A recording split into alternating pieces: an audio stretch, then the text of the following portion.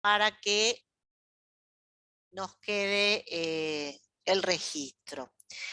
Como les decía, les voy a comunicar, aprovecho que los tengo todavía con la atención del inicio, para contarles que respecto a estos seminarios, si alguno de ustedes tiene algún tema que le gustaría compartir, que quiera charlar, que quiera intercambiar con nosotros, por favor nos escribe, me escriben a mí y vemos la posibilidad y analizamos esta posibilidad de darles un espacio en los seminarios de trabajo, de discusión, así que están todos cordialmente invitados a participar.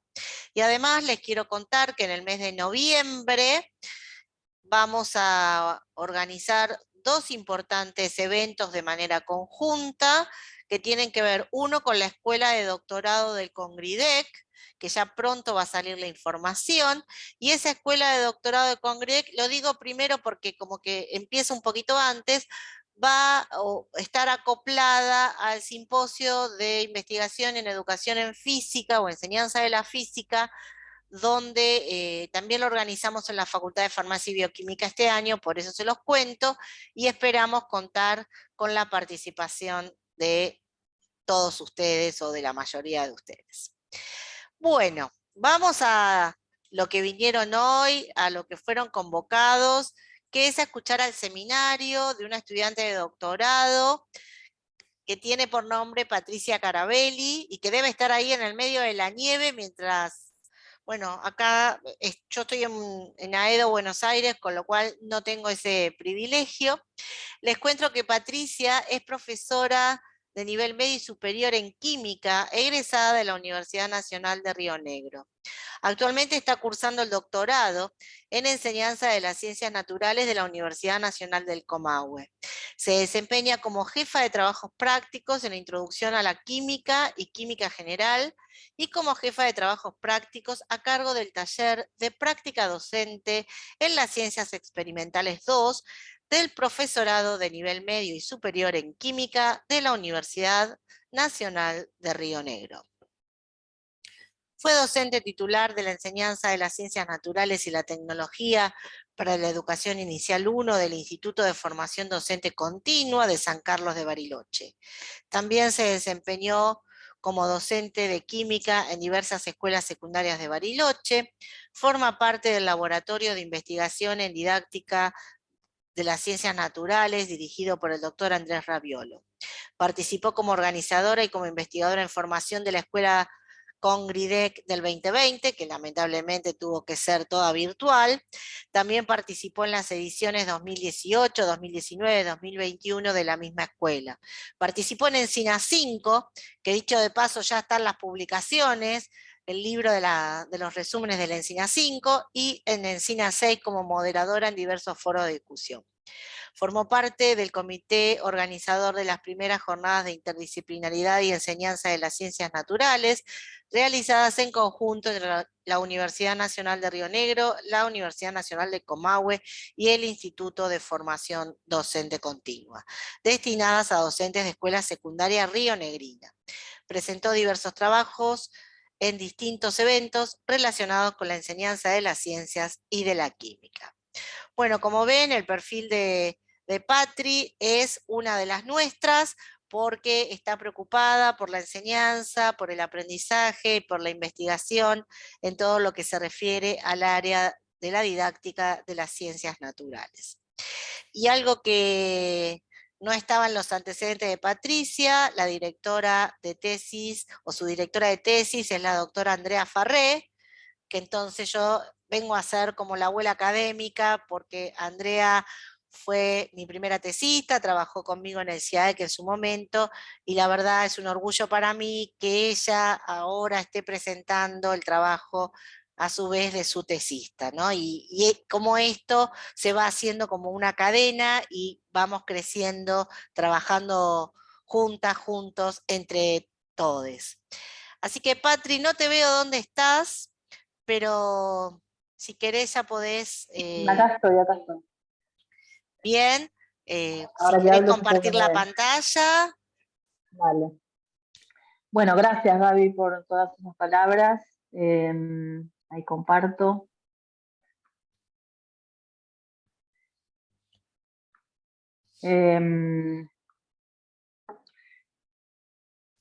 Bueno, primero, bueno, gracias por todo lo que dijiste y gracias también por estos ciclos de seminarios que vienen haciendo y en particular por darnos el espacio a nosotras para presentar los avances de nuestro trabajo, ¿no? Que bueno, lo que vamos a presentar es este trabajo que, bueno, y gracias a todos por conectarse también, para escucharme. Bueno, el trabajo que presentamos hoy es el Fundamentos Históricos y Filosóficos de una Estrategia Lúdica para la Enseñanza de la Ley Periódica. Bueno, primero un poquito de contexto. Esto es un juego que yo empecé a desarrollar hace mucho tiempo pensando en enseñar la tabla periódica y ese juego ya tiene 2 versiones, ¿no?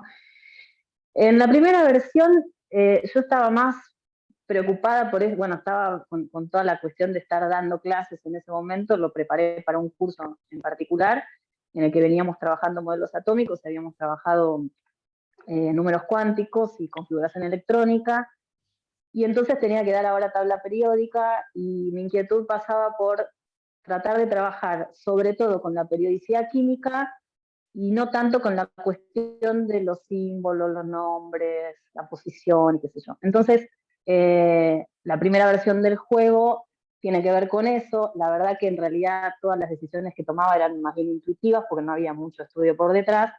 Y entonces armé este juego que tenía estos elementos, que era un tablero de juego circular, un tablero que era una tabla periódica circular, unas cartas de acción y un cuestionario que se respondía después. Entonces los chicos y las chicas de la escuela se juntaban en grupos de 5 como máximo y jugaban, tiraban el dado, avanzaban casilleros, sacaban una carta y en la carta lo que tenían que hacer, lo que dice la carta es que tenían que escribir en una tabla periódica tradicional en blanco la configuración electrónica externa del elemento que les hubiesen caído ahí en el casillero. Y después las tablas tenían, como ven, unas inscripciones que eran, bueno, saltea un jugador, vuelve a jugar, pierde un turno, y eso es lo que hacía que al final del juego, cuando se acabaran las cartas y cada uno tuviera una cantidad de elementos escritos en su tabla blanca, algunos tuvieran más que otros y ganaba el que tenía más elementos.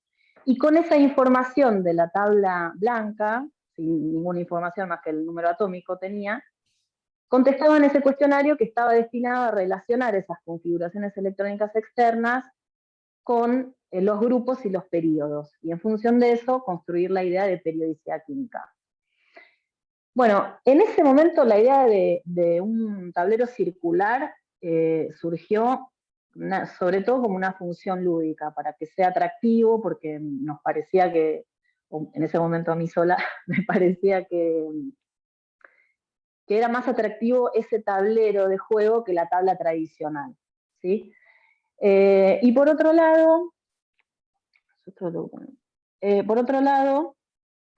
también aparecía una idea muy intuitiva sobre la continuidad en el ordenamiento, que se veía de una forma muy distinta en ese tablero circular que la que vemos en la tabla tradicional, que los chicos y las chicas de secundaria están acostumbrados, ¿no? Bueno, después de esta versión, ahí me agarra Andrea y me dice, esto es una tesis de doctorado. Así que bueno, ahí fui. Y entonces apareció un nuevo objetivo para la segunda versión del juego, que era indagar sobre las representaciones, sobre cómo las representaciones pueden influir en la construcción de la periodicidad. Y entonces ahí nos pusimos a buscar otros formatos de tabla periódica, otras representaciones para usar como tableros de juego, y tratar de encontrar, ahora los grupos jugaban con diferentes tableros y tratábamos, y nuestra intención era ver si había una diferencia en la construcción de la periodicidad, además de ver cómo funcionaba el juego, ¿no? Para construir esta idea. Bueno, también cambiamos las cartas, ahora les pedíamos, además de la configuración electrónica externa, les pedíamos otras propiedades como el punto de ebullición, punto de fusión, y el radio atómico y la energía de ionización. Y entonces en el nuevo cuestionario que proponíamos, cuando ellos terminan de jugar, después de sacar todas las cartas, también tienen una tabla blanca con esas propiedades que las sacaban de una aplicación, se juntaban dentro de los grupos y juntaban todos los elementos que habían podido copiar sus propiedades, y entonces lo que hacían era hacer los gráficos de estas relaciones periódicas, ¿no? Por ejemplo, radio atómico versus número atómico. Y en función de eso construíamos la idea de periodicidad. Bueno, entonces nos encontramos ahora que nos parecía, bueno, el resultado fue que positivo, ¿no? Porque, bueno, jugar siempre es algo que motiva positivamente a los chicos y a las chicas en la escuela, pero también lo que veíamos es que nos costó encontrar esta relación que queríamos encontrar sobre las tablas y la idea de periodicidad, y nos dimos cuenta que teníamos que pensar un poco mejor sobre con qué criterios íbamos a elegir esas tablas para jugar, ¿no? Y entonces ahí nos pusimos bueno, y además teníamos que pensar un poco mejor sobre la función educativa del juego. Entonces empezamos como dos caminos. Por un lado, buscar fundamentos para elegir los criterios con los que íbamos a elegir las tablas para jugar, y ahí nos pareció que buscar en la historia de la construcción de la tabla nos iba a dar pistas sobre qué tablas elegir, pero al mismo tiempo pensábamos que, bueno, nuestra intención no era contar la historia, entonces lo que hicimos fue buscar hitos en esa historia de la construcción de la tabla que nos permitieran dar cuenta de los distintos modelos explicativos, ¿no? Y por otro lado, el otro camino era justamente reformular la estrategia pensando en la función educativa, ¿no? Función lúdica, didáctica y los contenidos que no pueden escindirse cuando estamos hablando de un juego que se usa para enseñar. Bueno, entonces empezamos con la primera parte, y entonces nuestro primer objetivo general de este trabajo era elaborar una nueva versión del juego en la que se tengan en cuenta esas experiencias que ya habíamos tenido y que esté fundamentada en la historia, la epistemología y la filosofía de la química. Ahora, cuando fuimos a buscar en la historia de la construcción de la tabla, nos encontramos con que había conceptos subyacentes a las representaciones que teníamos que también pensar un poco mejor antes que pensar en las tablas. Entonces este objetivo que era, bueno, tenemos que elegir qué tablas vamos a usar, se convirtió en, bueno, pensar y reflexionar sobre qué concepción de elemento, átomo y ley periódica vamos a poner en juego, y en función de eso, elegir las tablas, ¿no? Bueno, y entonces lo que les vamos a presentar, lo que les presento ahora, son esos hitos que encontramos y que para nosotros nos parecieron importantes y que nos ayudaron a tomar las decisiones que queríamos tomar. Bueno, empezamos con los pensadores griegos que tenían una concepción más bien filosófica, ¿no? Como una entidad abstracta de lo que lo real estaba compuesto. Y después, si bien hay mucha historia entre los griegos y Lavoisier, para nosotras nos pareció importante arrancar desde ahí, ¿no? Traer un poco esta idea filosófica de los griegos, pero después ir directamente a Lavoisier, porque él introduce esta concepción más operacional del elemento químico, ¿no? como producto último del análisis químico. Ahí está la idea de sustancia simple o sustancia elemental, y Mendeleev lo que hace es conferirle propiedades medibles y observables a los elementos, ¿no? Después, Dalton también nos parece que es un hito muy importante, porque a partir de la experimentación que él hace sobre los gases, ¿no? Y las hipótesis que plantea, surge la teoría atómica química, y que en este contexto nos parece que es muy importante porque es la teoría sobre la cual después se basa todo el comportamiento químico, las combinaciones, el peso atómico, se basa en esa teoría, ¿no?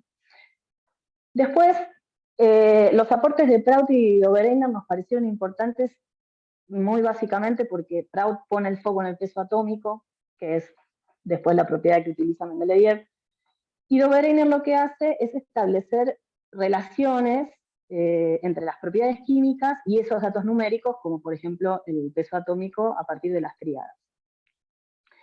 Bueno, y después Mendeleev, que por supuesto es un hito muy importante para nosotras, que él retoma esa idea, esa concepción filosófica de los griegos. Mendeleev tenía un fin pedagógico también para plantear su tabla y la ley periódica que también definió, porque él lo que quería era toda esa información química que estaba dando vueltas, la quería organizar y sistematizar para poder enseñarla, ¿no?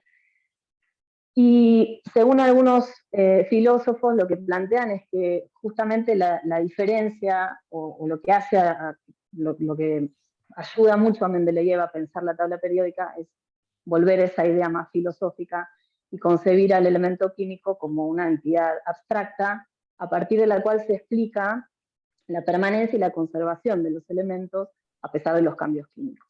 Bueno, él le confiere la propiedad esencial del peso atómico, ¿no? Y ordena y arma su tabla en función de esa idea de elemento, que es coherente también con la teoría atómica química. Bueno, y después con el advenimiento de la mecánica cuántica, surge la teoría atómica física, ¿no? Que la descripción del átomo ya está más relacionada con las partículas subatómicas, y también con la radiactividad se produce la crisis de los isótopos. La crisis de los isótopos tiene que ver con que, como la propiedad esencial de los elementos era considerada el peso atómico y se multiplicaban los isótopos, entonces se ponía en duda si estos eran elementos nuevos. Y entonces ahí la tabla periódica tuvo como empezó a tambalear. Pero fue Panet en 1931 que retoma la idea de Mendeleev, pero le otorga como propiedad esencial a los elementos el número atómico. Entonces hace como un intermedio en estas nuevas ideas que venían de la física, que las combina con la idea que tenía Mendeleev. Además de la crisis de los isótopos, con la mecánica cuántica se empezaron a dar explicaciones de las propiedades químicas a partir de las configuraciones electrónicas externas. Entonces, se instala ahí un programa reduccionista, ¿no? Que intenta aplicar las leyes de la mecánica cuántica a sistemas químicos, y entonces presentaban dos tesis, una epistemológica y una ontológica.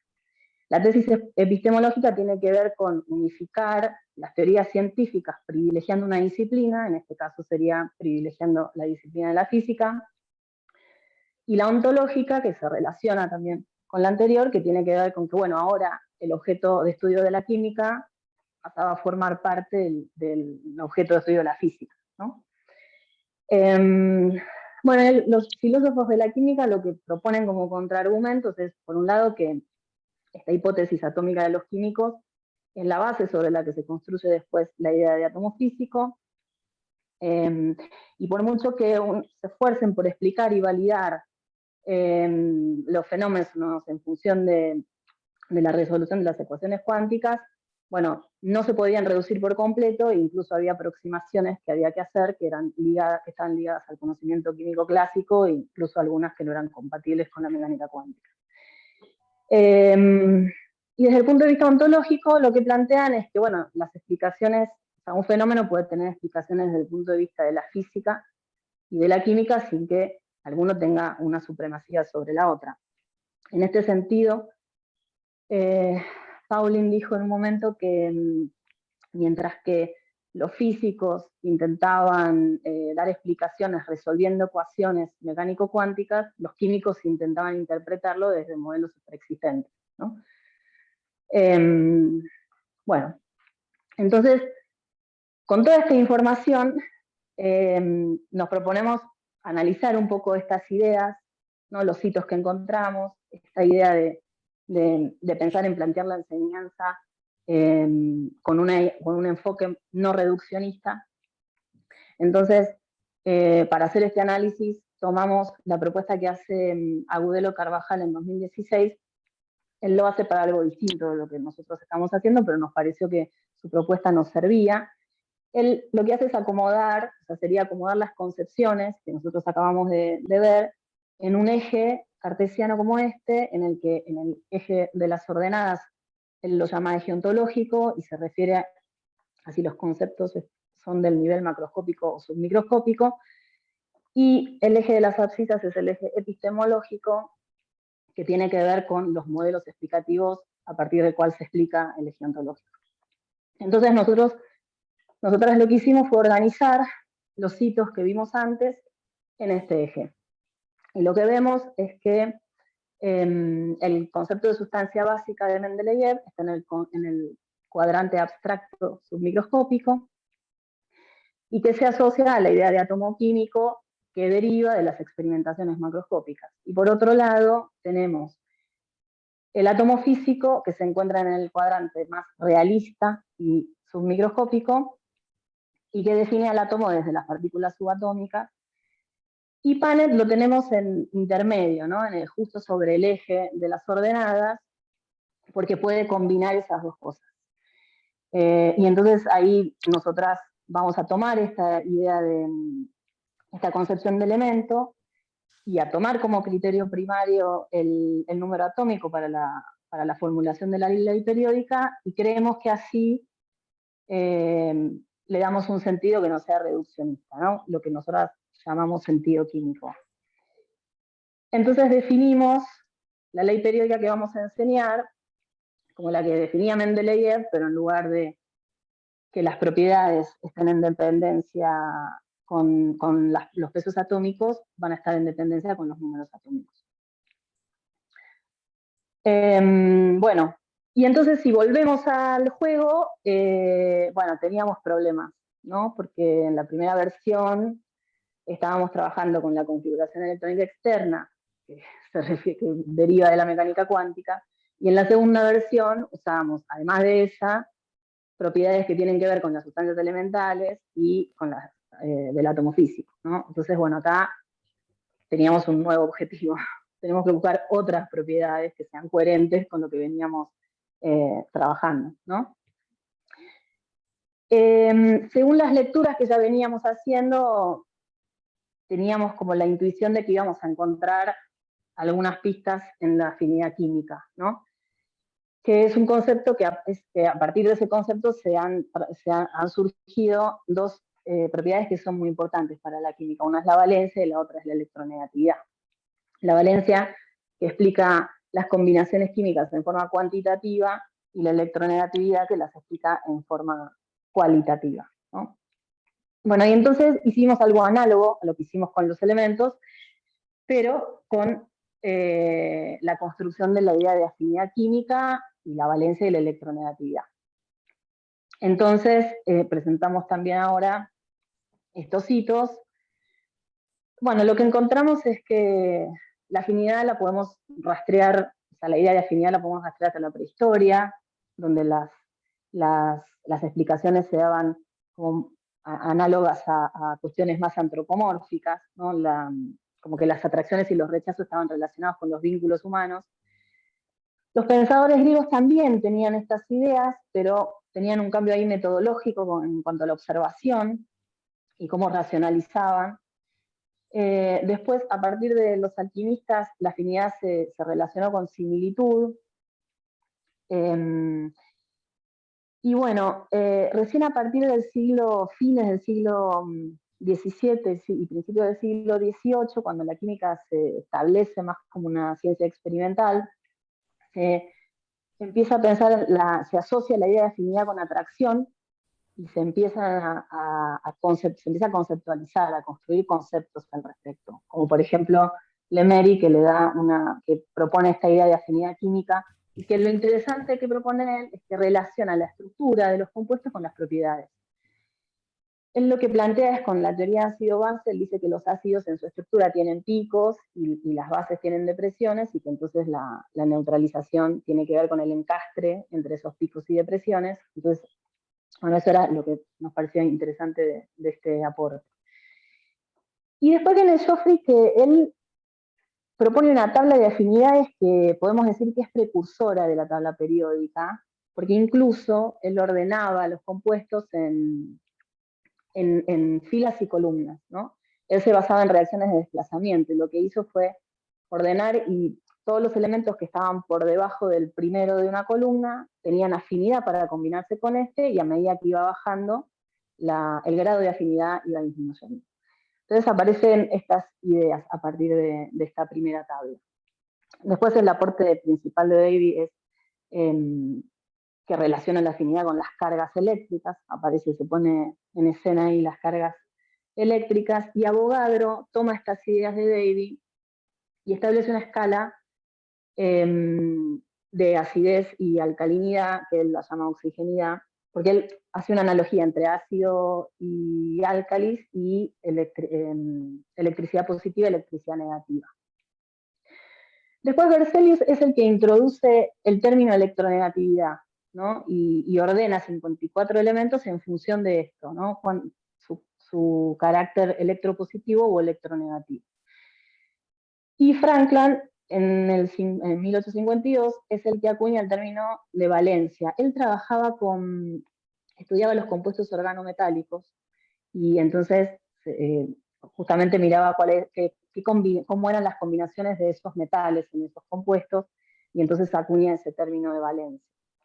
Y hasta acá tenemos, fíjense que ya apareció electronegatividad, valencia, y tenemos 3 propiedades que se asocian al átomo, al elemento como sustancia básica, que son el peso atómico, que daba cuenta de la cantidad de materia, la electronegatividad y la valencia, y estos dos daban cuenta de las combinaciones químicas, la electronegatividad de forma cualitativa y la valencia de forma cuantitativa. Bueno, y a partir de acá, con el reconocimiento de los electrones, el estudio de la estructura interna de los átomos, se empiezan a redefinir estos conceptos de electronegatividad y valencia. Y bueno, aparece Lewis, que también es muy importante desde el punto de vista de la enseñanza, ¿no? Él plantea la teoría del átomo cúbico, ¿no? Y que las uniones son estructuras en las que los átomos comparten electrones. Se llama el enlace covalente normal, cuando cuando los comparten de forma equitativa, y que la polaridad es una desviación, y que esa desviación se podía expresar en función de las diferencias de electronegatividad. Esa idea la toma después Pauling también. Antes que Pauling hay 2 intentos de cuantificación, pero bueno, vamos a quedarnos con Pauling porque me parece que no es tan importante para este trabajo, o para esta comunicación. Entonces, Pauling lo que hace es, bueno, toma la teoría estructural de Lewis, y él lo que plantea, lo que supone, es que la aditividad de las energías de enlace es válida, y entonces calcula para 21 sustancias las energías de enlace en función de la aditividad, y además mide experimentalmente los calores de reacción. Y entonces compara las diferencias entre esos 2 valores y encuentra una regularidad. Entonces lo que él plantea es que cuanto mayor es la diferencia entre esa energía calculada y la experimental, mayor es la polaridad del enlace. Entonces, mayor es la diferencia de electronegatividad.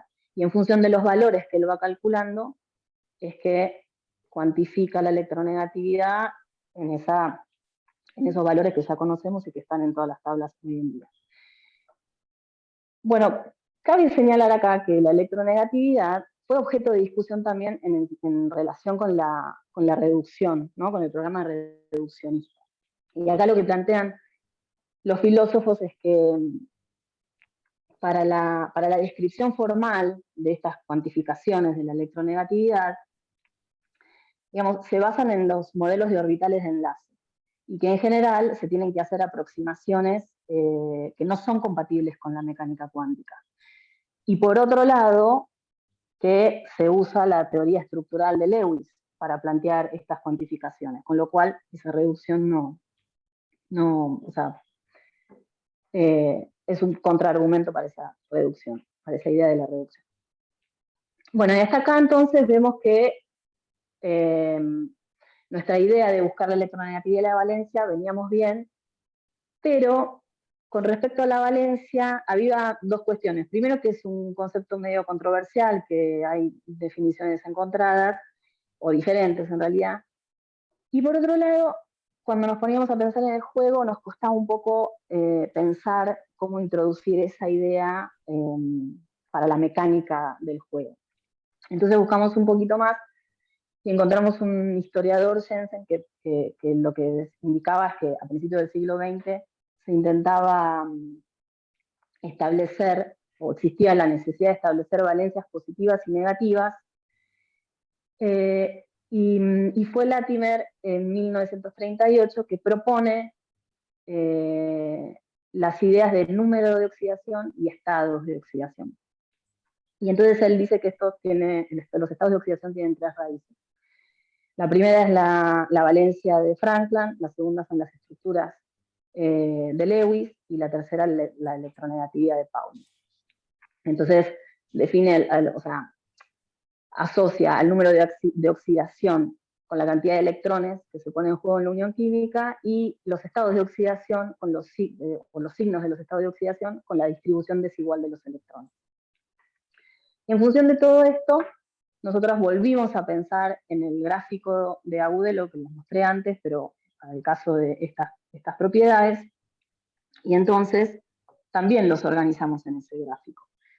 Organizamos todas, en realidad, las que usamos en las primeras versiones del juego y esto que habíamos encontrado sobre la afinidad. Entonces nos quedamos con estas que están de este lado, que para nosotras tienen más sentido químico, y con la masa atómica, por ser en realidad la primera que estableció Mendeleev como criterio de ordenamiento de la tabla periódica. Bueno, entonces las propiedades que elegimos son electronegatividad, estados de oxidación más frecuentes y masa atómica. Bueno, entonces ahora volvamos a las tablas.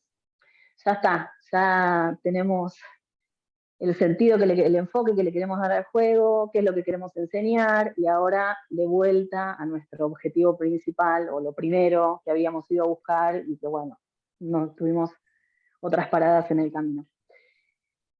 Bueno, entonces, lo que sabíamos ahora es que la selección de las tablas tenía que ser coherente con el sentido químico y no reduccionista, y por otro lado, queríamos tener en cuenta el criterio estético. El criterio estético tiene que ver no solamente con la tabla periódica como objeto artístico, digamos, ¿no? De la forma, los colores, sino también como teniendo en cuenta una idea que dice Hoffman, que es que la belleza está en los objetos, pero también en las ideas. Y entonces pensábamos que la representación de la tabla, o sea, cómo la belleza también está en cómo la tabla representa esa ley periódica que nosotras queremos enseñar, ¿no?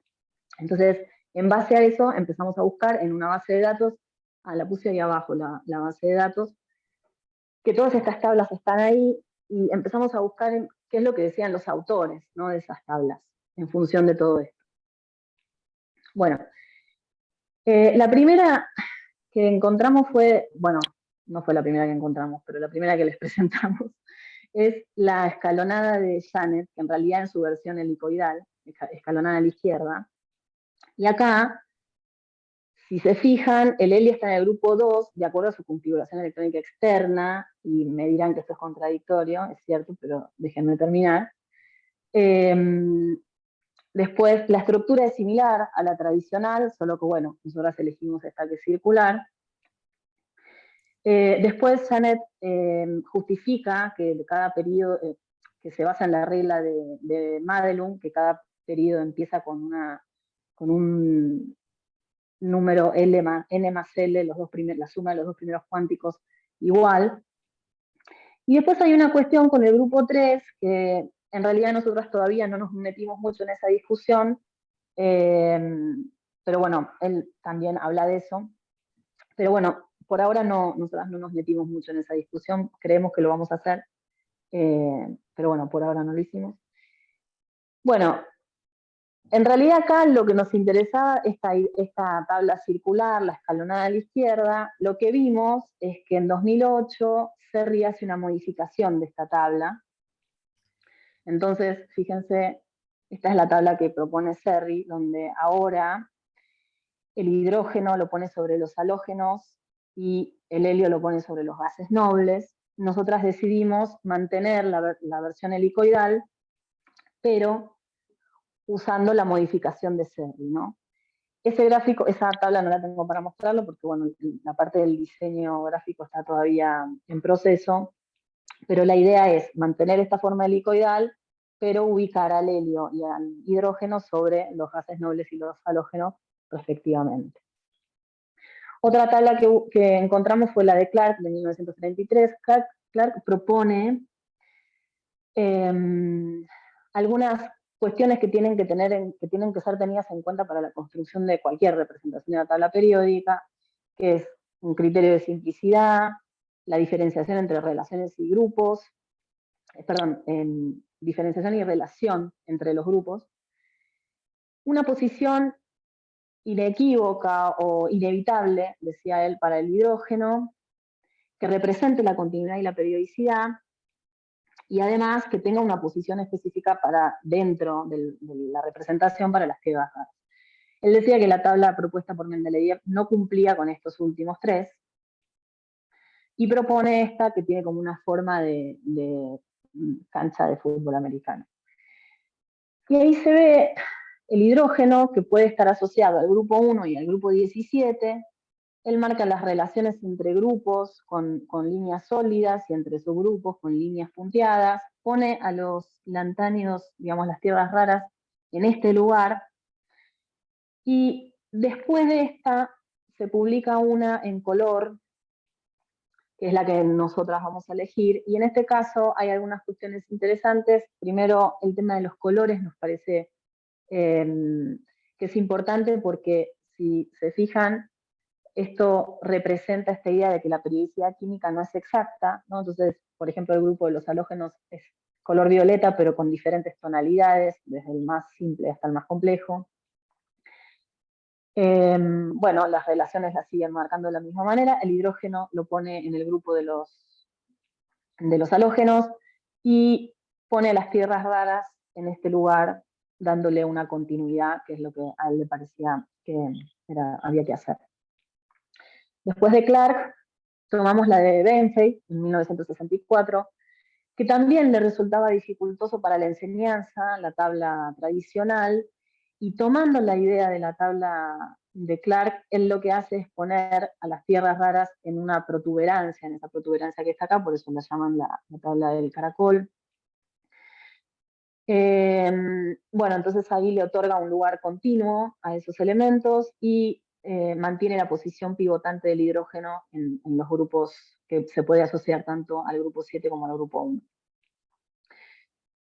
Y por último tomamos la de Haidt del 75, que él lo que hace es establecer un eje, ¿no? Donde pone, por ahí no se ve tanto, pero en este eje pone el silicio, el carbono, el hidrógeno, marcando como la diferencia entre los elementos electropositivos y electronegativos. Los pone también en un lugar central, marcando su importancia en la biosfera. Mantiene una posición flotante también para el hidrógeno. Incluye las valencias, por ahí no se ve en este gráfico, pero incluye las valencias, y también mantiene esta idea de marcar la periodicidad en función de los colores. Bueno, entonces ahora ya tenemos definidas las tablas, tenemos definidas cuáles son las concepciones que vamos a adoptar, y nos faltaba pensar un poco más en la nueva mecánica del juego, ¿no?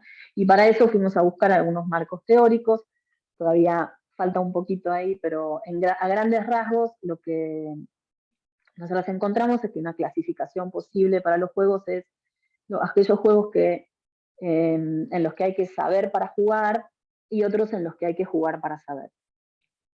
Nosotros consideramos que el juego que estamos proponiendo está dentro de esta última categoría, pero ahí nosotros pensamos dos subcategorías, porque pensamos que este juego es un juego en el que se juega y luego se aprende, ¿no? Primero hacen todo el juego, recolectan las propiedades que necesitan, y después de jugar con el cuestionario es el momento en el que se aprende. Y después hay otros juegos en el que se aprende durante el juego. Bueno, además de todas estas nuevos elementos que encontramos y todas estas novedades que teníamos para pensar en la mecánica del juego, ahora también queríamos hacer que el juego sea de esos en los que se aprende mientras que se juega. En ese sentido, lo que nos pareció, lo que encontramos, digamos, como una posibilidad bastante plausible, era esas cartas que nosotras estábamos usando, que hacía que ellos tomen la información de los elementos, poner preguntas, ¿no? Hacer preguntas. Entonces, desarrollamos esta nueva mecánica del juego. Las cartas ahora son del estilo carrera de mente, ¿no? Que está la pregunta, que están las opciones y que la opción correcta está marcada. La idea de las opciones nos facilitó muchísimo pensar las preguntas, porque a veces era muy difícil, o sea, iba a ser muy difícil para los chicos responder y buscar elementos en la tabla periódica que podían ser varios, ¿no? Algunos podían ser varios los que respondieran a la pregunta. Entonces poner opciones restringía esa búsqueda. Y además podíamos ubicar la búsqueda en la zona de la tabla donde a nosotros nos parecía más apropiado. Bueno, entonces las preguntas son de ese estilo. La idea es que el jugador o la jugadora que está jugando tira al lado, avanza un casillero, saca una carta, sale por ejemplo esta del sodio, la lee un compañero o compañera, y si responde bien, entonces se queda con la carta, y si responde mal, la carta se queda a la persona que está leyendo. Bueno, ahora la cuestión estaba, bueno, ¿de dónde sacan la información? ¿No? Recordando que las propiedades eran la masa atómica, la energía, la electronegatividad y los estados de oxidación más frecuentes. Bueno, entonces ahí propusimos que en los tableros de juego el casillero tenga la información correspondiente. Entonces ellos pueden buscar en el mismo tablero las propiedades y responder a la pregunta. Bueno, hasta acá o sea, cada grupo juega con un tablero distinto. Cuando se terminan las cartas, la persona que tiene más cartas gana el juego, ¿no? Una cosa, hay una estrellita acá en el casillero, y eso es porque algunos casilleros van a tener esta estrella, que implica que la persona que cae en ese casillero y contesta bien la pregunta, si tiene estrella, puede robar una carta a un compañero o al mazo de cartas. Entonces puede sacarle cartas a un compañero para que pierda, digamos, ¿no? Para que tenga menos cartas. Bueno, y acá se nos ocurrió como una versión, una variante en realidad, que es poner un objetivo al estilo TED, ¿no? Que antes de jugar los chicos sacan una carta y los objetivos tienen que ver con conseguir los elementos de un grupo determinado, por ejemplo, clorofluor y bromo. Bueno, y acá entonces en la segunda versión, la persona que gana es la que logra el objetivo más rápidamente. Entonces, en esta primera parte de la estrategia, los chicos y las chicas juegan, aparecen preguntas que están ligadas a la idea de periodicidad, y el juego termina con alguna persona que gana.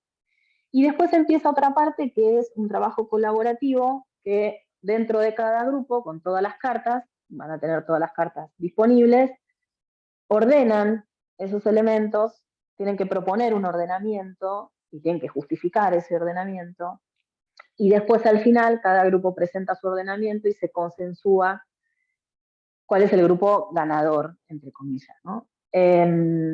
Esta idea también emula un poco la idea de los consensos científicos. Bueno, esta es la nueva mecánica del juego que será puesta en práctica próximamente. Y entonces, ya llegando al final, más allá, en las consideraciones finales, más allá de todas estas cuestiones o sea, las conclusiones que podemos sacar en función del trabajo que hicimos, del juego y qué sé yo, a mí me interesaba también transmitirles esto lo que me pasó a mí, ¿no? La importancia de la reflexión sobre los contenidos, que en nuestro caso particular a mí me hizo cambiar muchísimo el sentido y el enfoque que le daba a la enseñanza de este tema. Y bueno, tomamos decisiones que nada que ver desde el principio hasta el final, muy distinto. Y bueno, también nos permitió reformular el juego, o sea, como la mecánica del juego en función de esos contenidos. Y bueno, lo que se viene es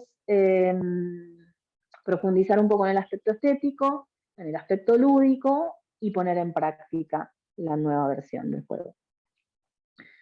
Y bueno, hasta acá terminamos. Quiero agradecer primero a Andrea Farré, que es como dijo Gaby, la directora de mi tesis, que me tiene muchísima, muchísima paciencia. Y también quería agradecer a Adriana Paz y a Lucas Raposo, que son dos colegas que la verdad que me vienen ayudando muchísimo en todo lo que respecta al juego.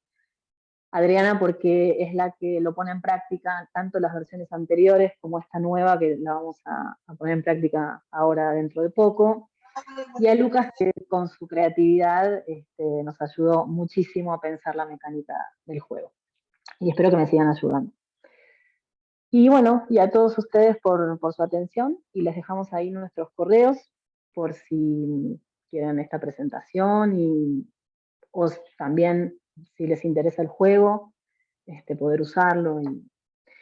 Y bueno, hasta acá. Gracias, Patricia.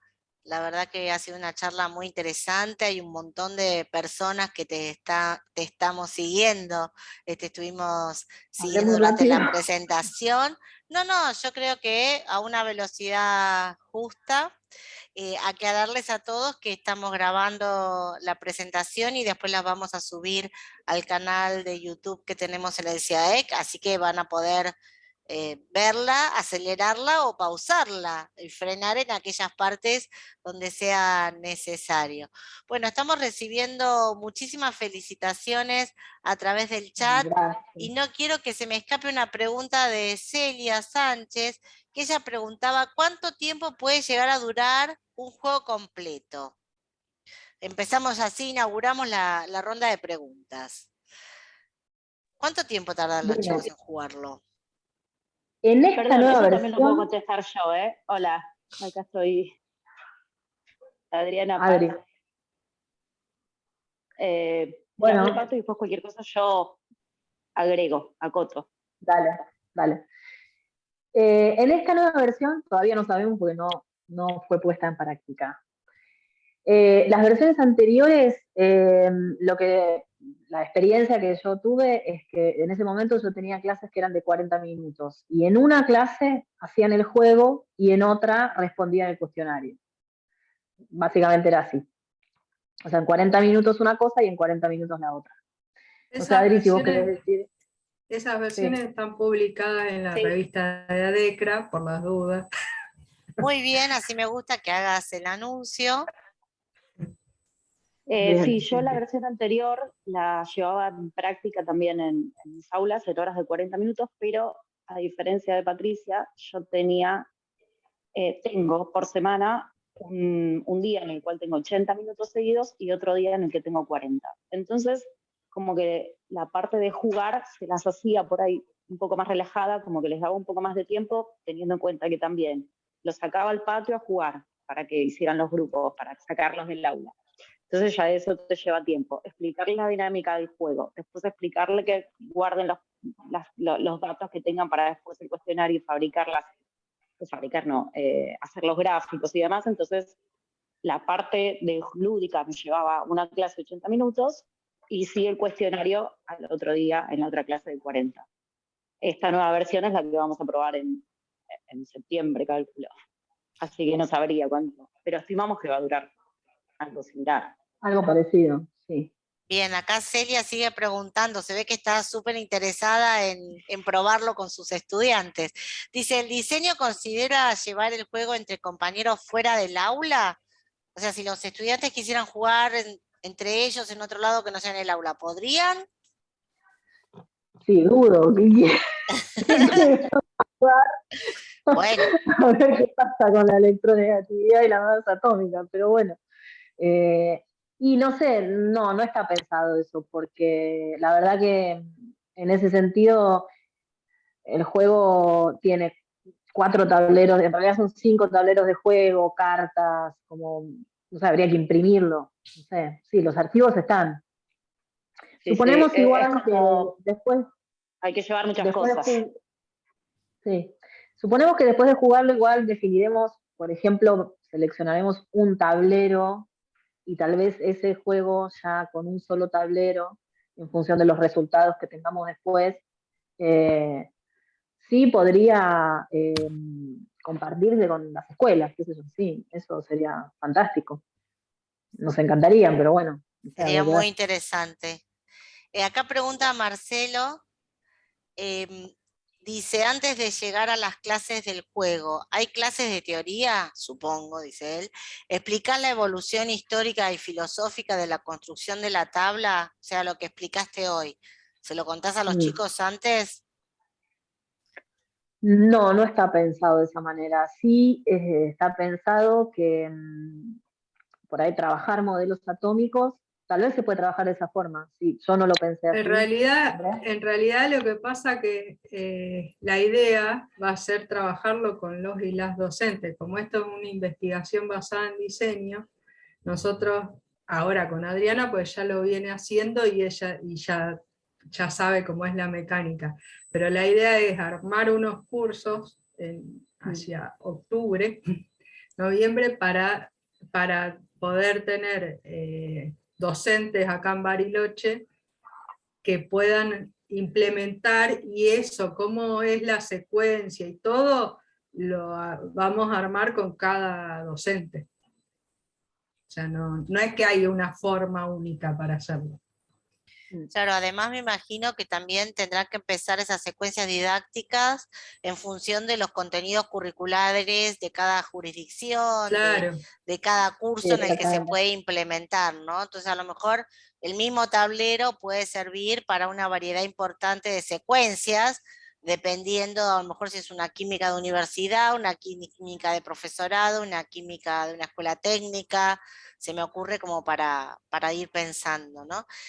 André, te pido, aprovechando lo que están comentando en el chat también, que si tenés el enlace del artículo que tenemos en la revista, buenísimo, porque así ya se los compartimos.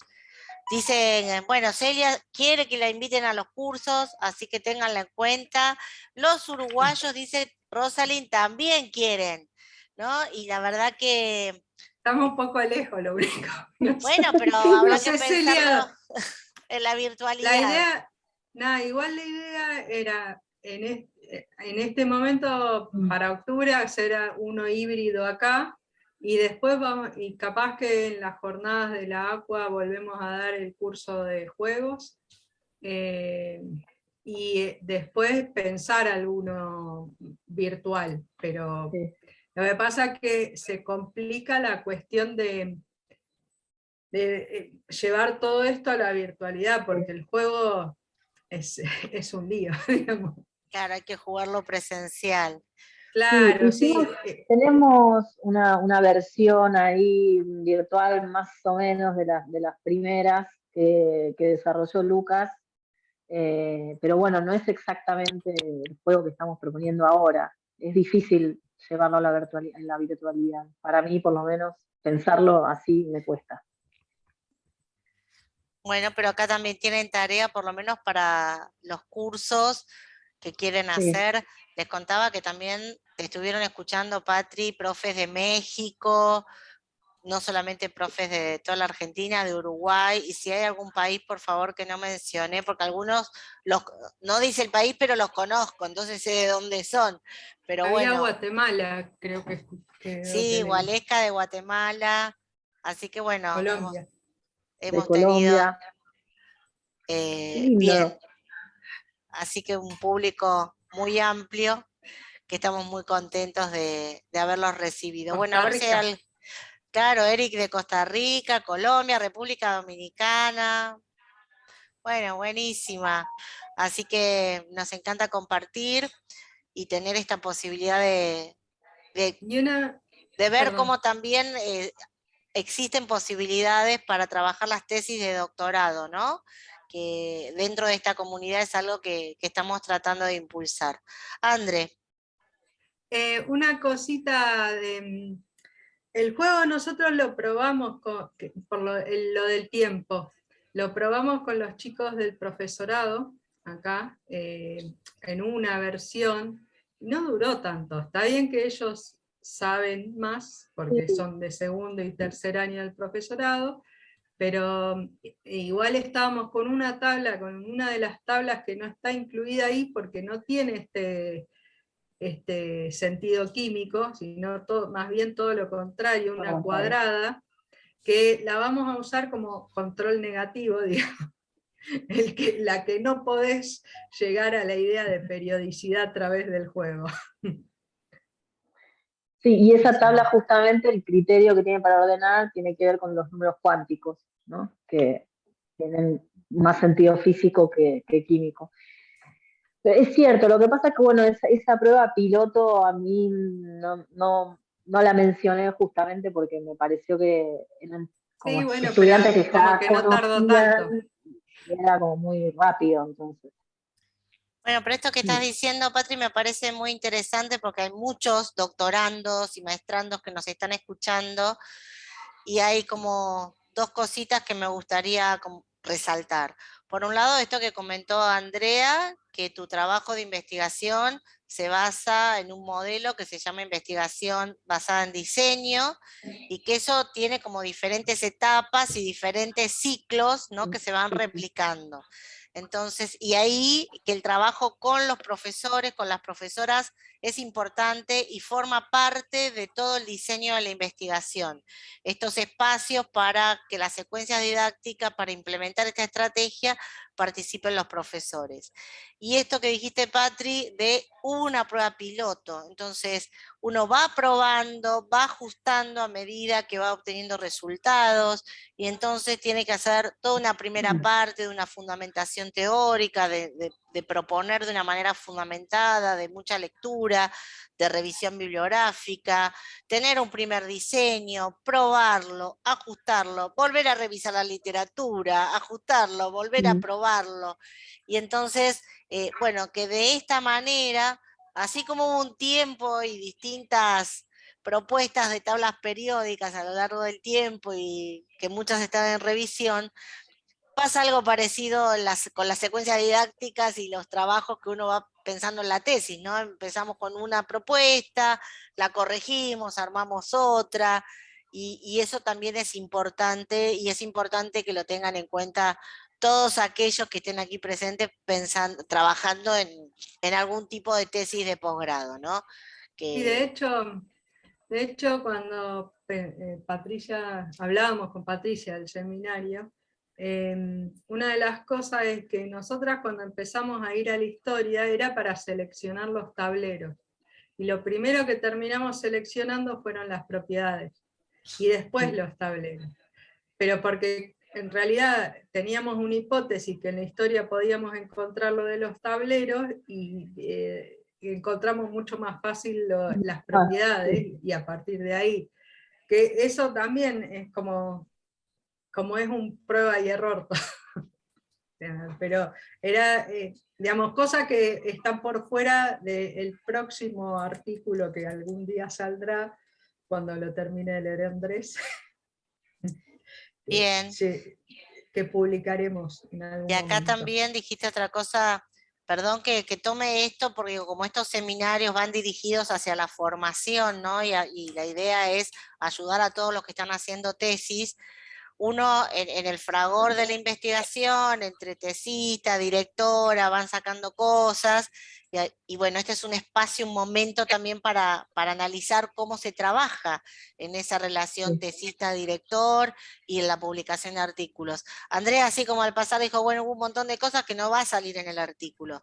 Claro, por supuesto que no, porque el artículo es otra cosa, es un producto de la investigación donde va una selección de ciertas cuestiones que aparecieron como resultados de la investigación y ordenadas de una manera que no necesariamente fue el mismo orden en que uno las encontró mientras trabajaba.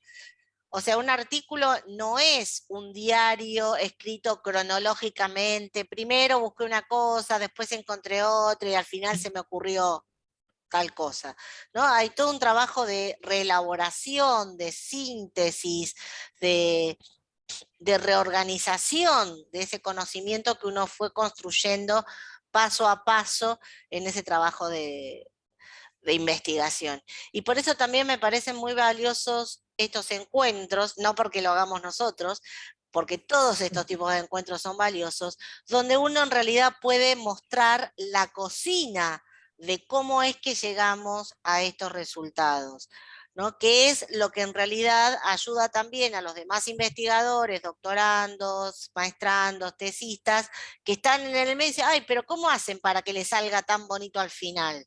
¿No? Uno ve el artículo y después lo quiere hacer uno algo parecido y no le sale tan fácil. Bueno, porque en realidad hay todo un trabajo de discusión, de idas y vueltas, ¿no? de charlas y debates entre el tesista, la directora, las docentes que colaboran, como el caso de Adriana. Entonces, bueno, a partir de ahí uno va construyendo este conocimiento. Bueno, siguen los saludos de toda América Latina y el Caribe, así que estamos felices con eso. Felicitaciones para vos, Patri, para Andre. Son muchísimas. Queda guardado el chat, después se los compartimos para que estén contentas con el cariño que les está brindando la gente. No sé si alguien tiene alguna pregunta. Si tiene alguna pregunta de metodología, invito a los tesistas a que adopten ese rol de investigadores en formación y a lo mejor le hagan alguna pregunta a Patri en ese sentido, pidan algún consejo, recomendación acerca de sus propios trabajos de tesis.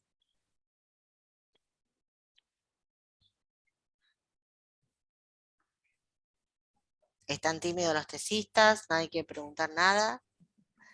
Juan Manuel se ríe, lo estoy viendo. Gaby, yo una sola pregunta porque quería copiar el correo de Patricia y pasó muy rápido. Patri, ¿lo podés anotar acá en el chat, porfa? Estamos en el chat, sí, el mío y el de Andrea. Dale, igual después Mi va a tesis quedar... es bastante parecida y me quería comunicar después contigo. Está muy bien. No, digo, bueno. igual queda en la grabación, va a aparecer, denme tiempo a que descargue y que edite y suba, eso lleva su trabajo de edición. Bueno, también si en la presentación, después de los agradecimientos vienen las referencias, ¿no? Yo puse ahí como las citas en las diapositivas, pero después están todas las referencias también, si quieren la presentación la puedo pasar.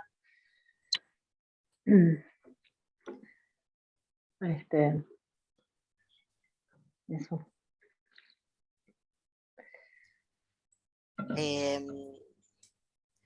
André, ¿tenés para compartirle porfa el link para que se inscriban? Porque Nancy nos pregunta si entregamos constancia. Sí, se tiene que inscribir en un formulario de Google Doc que ahora que estuvimos compartiendo, y ahora le pedí a André que lo vuelva a compartir porque no lo encuentro, y ahí a los que piden el certificado, con tiempo, eso sí, con tiempo se los vamos a estar enviando. Les digo esto con tiempo porque nosotras somos las que hacemos todo, ¿no? Editamos los videos, los subimos al canal, hacemos los certificados, hacemos la investigación, escribimos los trabajos. Entonces nos vamos organizando en ese sentido. Ahí está. Y de vez en cuando damos clases. Y damos clases, claro, y tratamos de... bien, van a repasar las grabaciones, así que bueno, tienen para hacer la maratón del fin de semana. Bueno, gente, un placer haber compartido con ustedes esta tarde de viernes aquí en Argentina y en las distintas horas desde donde nos estén mirando. Es una alegría haberlos recibido. Felicitaciones, Patri, por tu trabajo y queremos seguir enterándonos de los avances y bueno, esperar que pronto finalice y escuchar, ¿no? Enterarnos de la defensa. Felicitaciones. Pronto, no sé. Bueno, Pronto. nada, nosotros queremos saber. Felicitaciones, Andre, porque es muy importante la dirección y el acompañamiento de los tesistas para ayudarlos a transitar ese camino que tiene sus complejidades. Gracias a todas y a todos los que nos acompañaron esta tarde y seguiremos trabajando juntos, juntas, en pos de mejorar la educación en ciencias. Como les decimos siempre, los invitamos a activar los micrófonos y brindarle un fuerte aplauso con mucho ruido que se escuche a Patri. Así que si quieren activar los micrófonos. Hoy es jueves, Gaby. Hoy es jueves. Bueno. Es la costumbre de tener los seminarios los viernes. Gracias por la corrección. Bueno, entonces nada, nos queda todavía viernes, pero ya viene el fin de semana. Nos vemos, gente, un gusto. Bueno, gracias a todos. Nos vemos, Paola. Gracias.